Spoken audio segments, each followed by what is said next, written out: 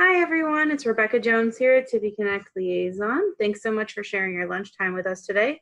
Today we start our job search series, a 4-part event designed to give you all the information you need to brush up on not only the basics, but the intricacies of job hunting. The Tippy Connect job search series is sponsored by Metronet, a customer-focused company that provides fiber optic internet, TV, and phone to homes and businesses. Metronet understands the value of supporting young professionals in their career path and was recognized as the best place to work by Glassdoor in 2020. They're always looking for new associates to join their team, so you can learn more about them at metronetinc.com/careers. Our speaker for the series is Cory, a career coach with the University of Utah. Thank you, Crystal, for being with us today. We're excited to learn today about resume building. Participants, enjoy your lunch and get ready to learn with us. Crystal, go ahead and take it away. All right. Again, thank you to Becca and everybody else at Tippy Connect and Metronet for hosting this event. As Becca mentioned, our first webinar today is on resumes. And if any of you have been to my past webinars before, I strongly believe in participation. So if you want to go ahead and pull up the chat function, there's going to be a handful of questions I'm going to ask you for your opinion on during the presentation, and it'll help make it more fun and enjoyable for everybody. To get things started, I want to do something that I like to call the single word sum up. So when you think about resumes, whether it's writing resumes, the status of your current resume, whatever, what is one word that comes to mind? And whatever that word is, if you feel so inclined to drop it in the chat so we can all share. Becca says daunting, which is not an uncommon reaction, I feel like, when it comes to resumes.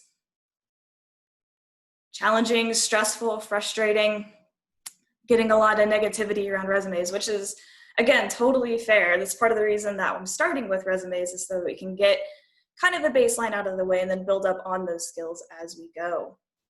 Hopefully by the end of our presentation, you can feel a little bit more confident when it comes to writing your resume. To start off with on basics, I'm going to show you an example of our resume. I know the text is kind of small, but the reason that I'm showing you the example is because, again, in the chat, I want you to look at how the resume is laid out and then tell me some things that you notice about the layout of the resume.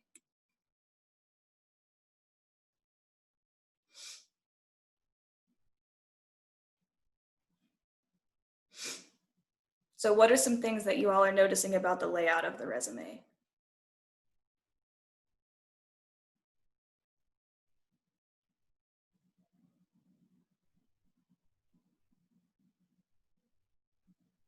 Organized by experience, it is. What else? It's plain, nothing really specific stands out.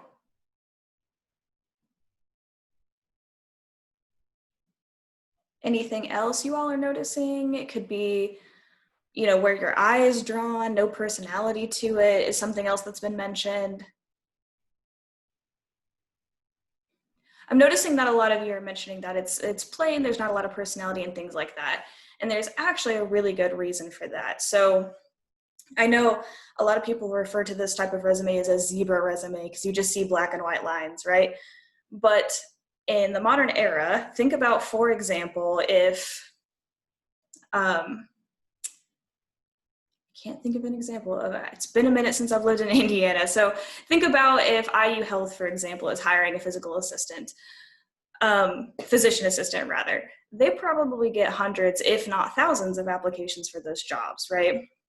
So because it's 2020 and we have all this modern technology at our disposal, they're using something called Applicant Tracking Software to help them filter through those applications so that, you know, those that are just sending out resumes to every position that's completely available kind of get weeded out, and they kind of pull to the top those that are actually interested in the position and have actually put a lot of effort into their application.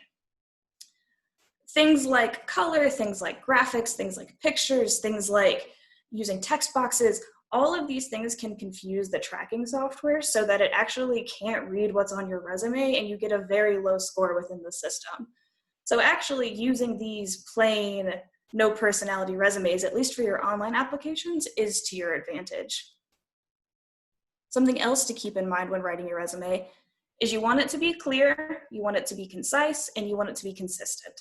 When I say consistent, I mean mostly in the formatting sense. So as you can see on the current resume, all of the headers look the same, all of the dates are right aligned, the company is bolded in every one of the sections, right? From top to bottom, it's a very consistent format. It is also concise. You need to keep your resume until you get really high up in organizations and have a lot of work experience. You really need to keep it to a page. There is some variations on industry, but the general rule is 1 page. And again, keeping things clear. There's not a lot to confuse your eye when you're looking at this, right? It's easy for the computer to read. And honestly, even when it gets to a recruiter or a hiring manager, once it gets through the system, this is also easy for them to scan through and read. So clear, concise, and consistent are the 3 things you need to keep in mind when writing your resume. Moving on to bullet points. And I like to call this section Make It Snappy for a really good reason. And you'll see what I mean as I move on. So when it comes to bullet points, I like to use a 3-part formula to write your bullet points. You start with an action verb, you talk about the task you were doing, and then you talk about the context. Here's a little bit more detail on what I mean by those things. By action verb, I mean an action verb that is very specific to the task that you're writing about in that specific bullet point. And again, we'll dive a little bit more deeper into that as we move along. By task, I mean the job or the task that you were doing for that bullet point. And context can mean a lot of different things, but for example, it could talk about why you were doing that thing. How were you doing that thing? When? For who? Things like that. Those are the questions that your context piece in your bullet point is going to answer. Here's an example bullet point that's color-coded to each of these sections. So the action verb in this bullet point is addressed. The task is going to be customer complaints. And then the context is by listening to concerns and taking corrective action. So in this one, context is going to be answering that how question. So how are you addressing customer complaints? By listening to concerns and taking corrective action. Any questions or concerns about this formula before I move on to the next activity?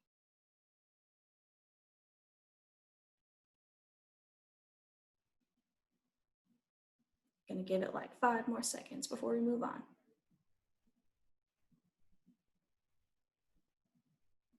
Neat.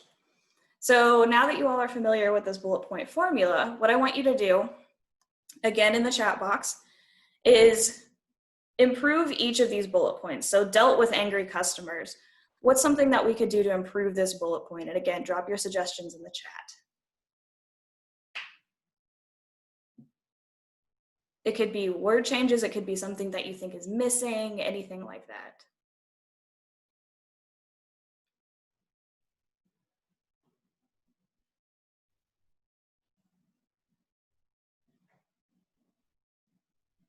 Any suggestions at all?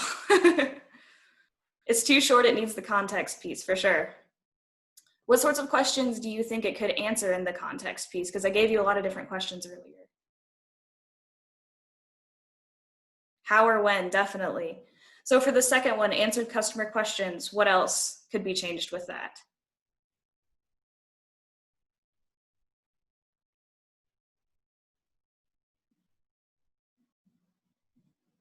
Questions about what? For sure, you could get specific on what the questions that were being asked were specifically about, like what specific help did you give the customers? And then the last one, handled office work. What could you do to improve this bullet point?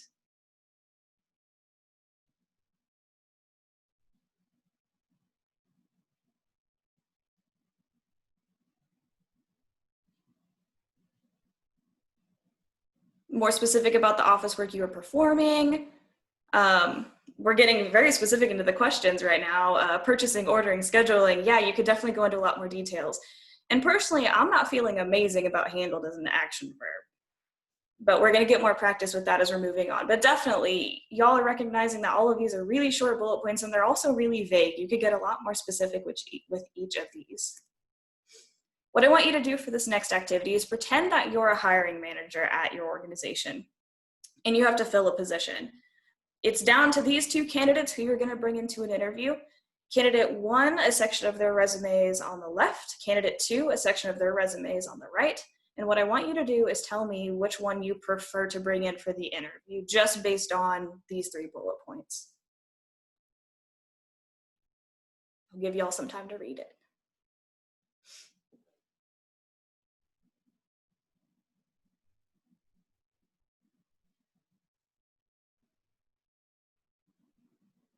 Candidate 2, we have a vote for.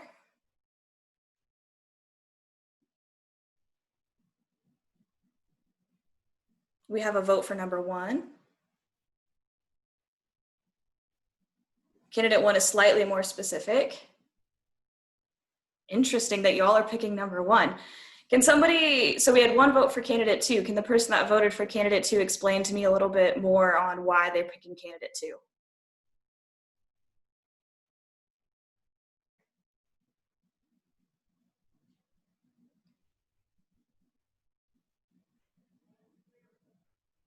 Actual experience in organizing events. It seems more hands-on. And I know that we said that candidate 1 felt like it was slightly more specific, but can anybody else give me another reason why they like candidate 1 a little better?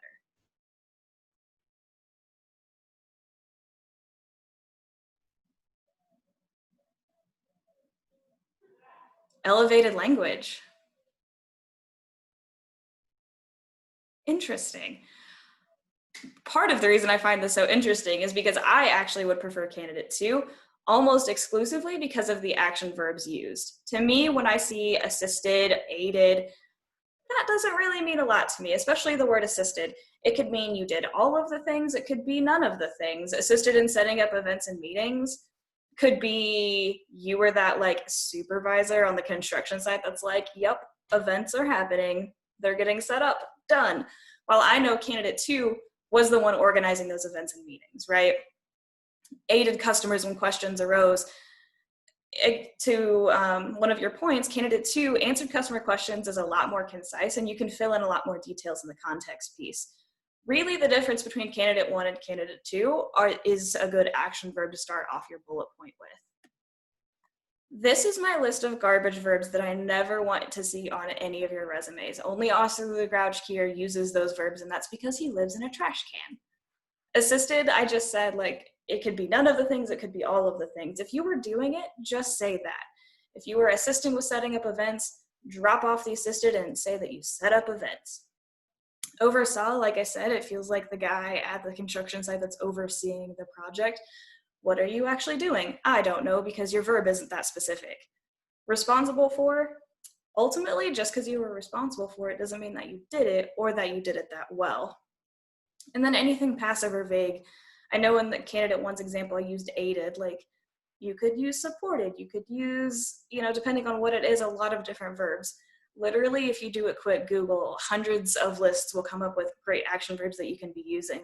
And in my experience in writing a lot of resumes with people, once they see more specific action verbs, they're like, oh, hey, I did that. And then the resume gets improved even more. Oh, no. No, wait, there we go. So now that we've gone through the formatting, now that we've gone through a little bit of the content, how are you all feeling about action verbs, right? Or not action verbs? Wow, that's a very specific thing to feel feelings about. How are you all feeling about resumes now?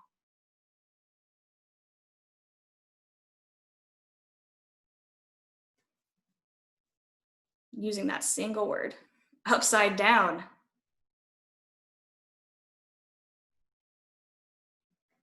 How else are we feeling?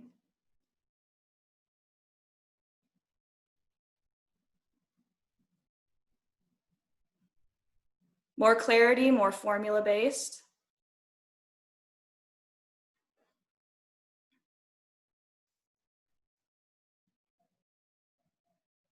Any other feelings about how we're feeling when it comes to writing your resume?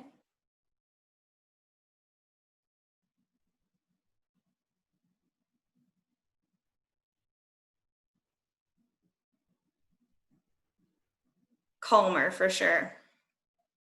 I'm glad that I gave you some clarity, and I just realized I meant to put in a whole slide on applicant tracking software and how AI works with it.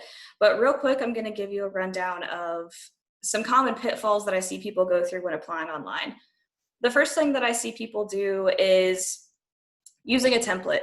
And I know that it's really convenient when you get onto Microsoft Word or even Canva or Google Drive, and they have like, oh, just fill in your information and your resume is all done and you don't have to worry about how it looks, and that seems really easy.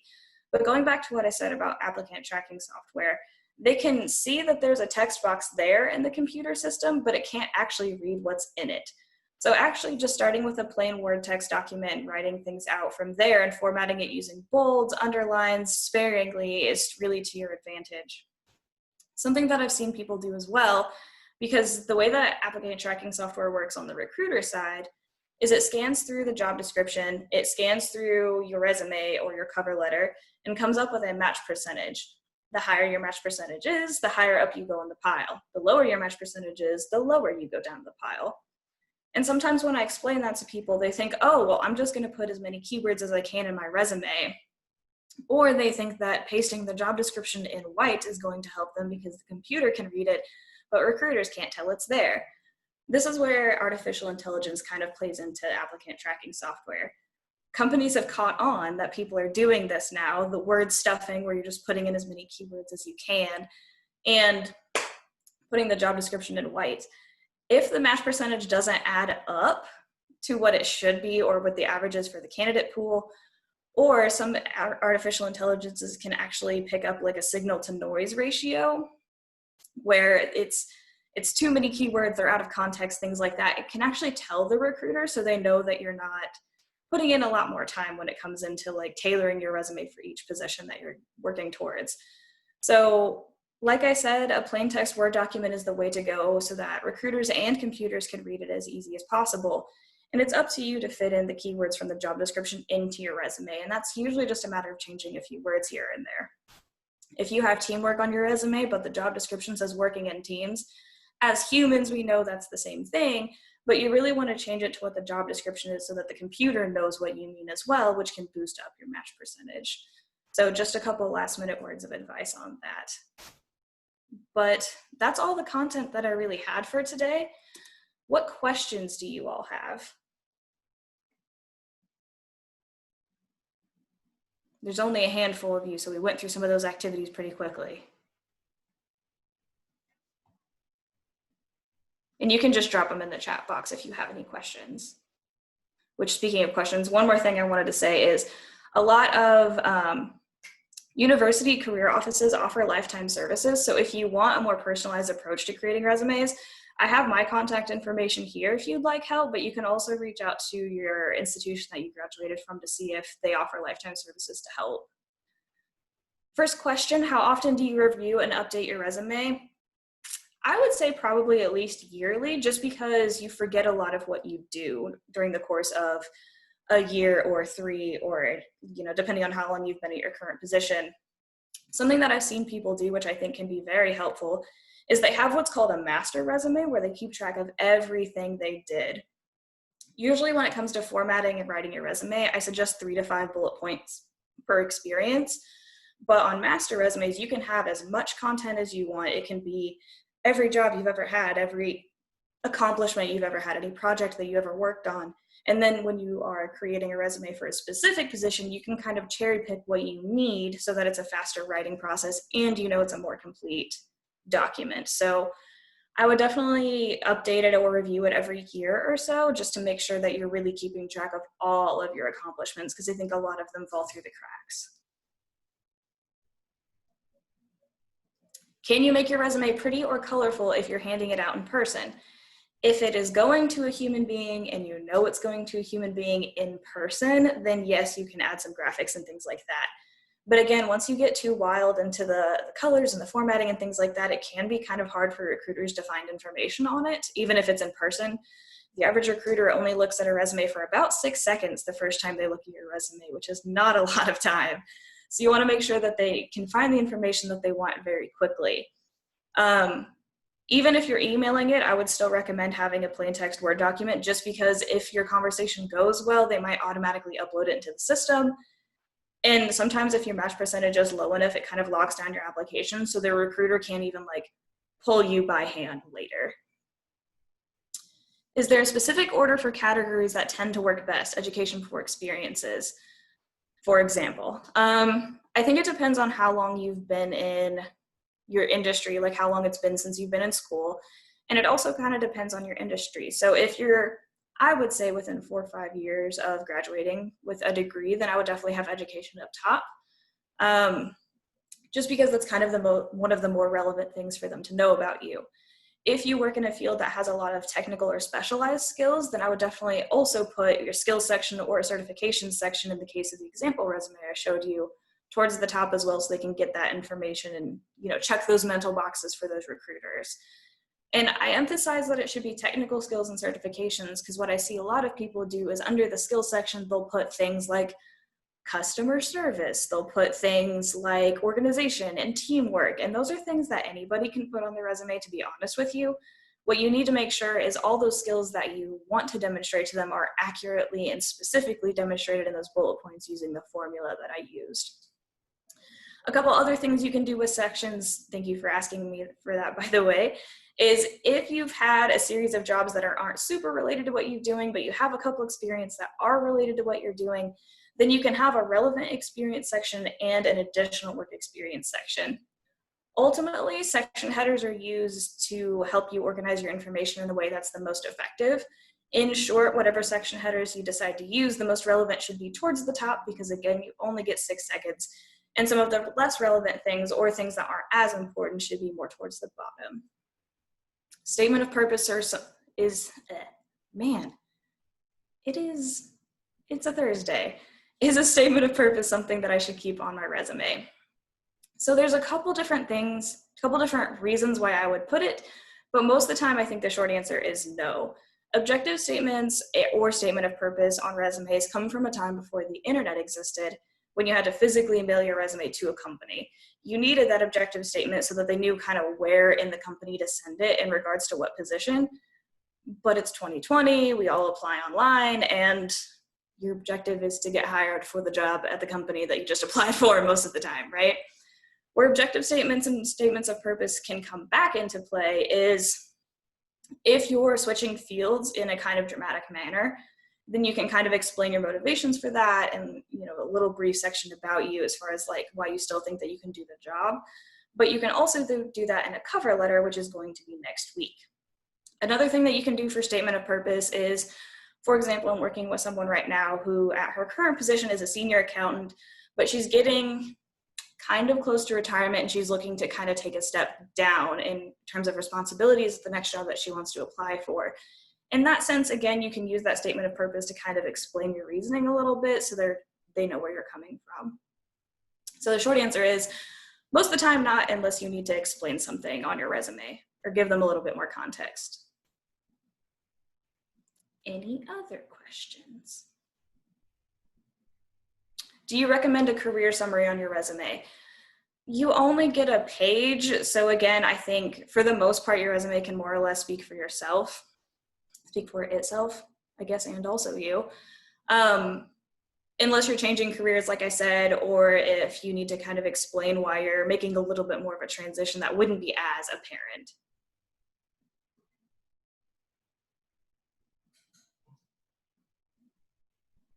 Any other questions or concerns?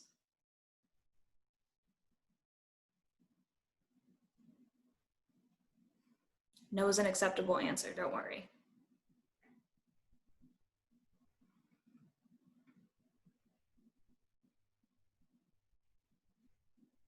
How long do you keep your achievements? I would say as long as they're relevant. So for example, it kind of broke my heart to do so, but I recently took my achievements that I got during my undergraduate career at Purdue for my student organization that I was in off my resume and my LinkedIn profile, just because, like, you know, I graduated in 2016, it's 2020 now. It's been a hot minute since I was in that organization, so it's not as relevant to what I was doing. But if they're prestigious awards, if you think they're still relevant, if they show off some sort of skills that you have, then you can definitely keep them on.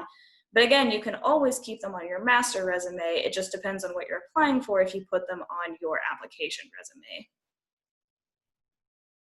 Should we keep dates on job listings even if they were pretty short? Can you explain that a little bit more, please?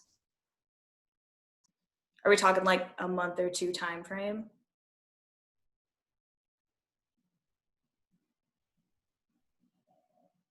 I'm gonna go ahead and assume that's what it is.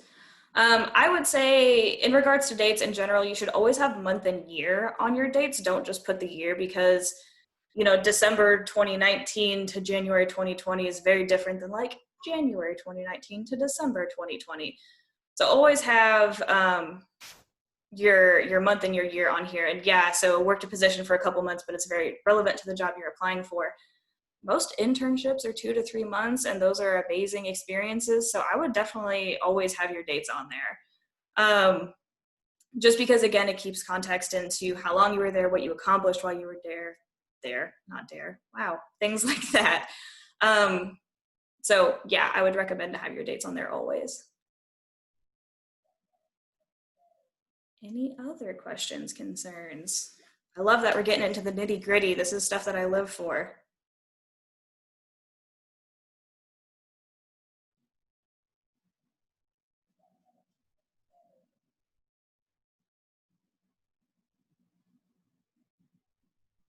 It looks like that's about the end of all of our questions.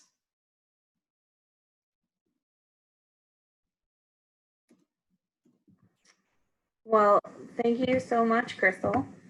Always. Offering us all of this information. Honestly, I don't know if you guys know this, but I always go submit my resume to Crystal before I submit it to anyone else, before she even was a career coach. So this has been a long time skill that she's had. She did have her information up, but if you guys need to reach her for any questions, I'm sure she'd be willing to look over your resumes. Go ahead and contact her, or you can contact us at hello@tippyconnect.com, and we'll forward on the information or answer your questions as best we can.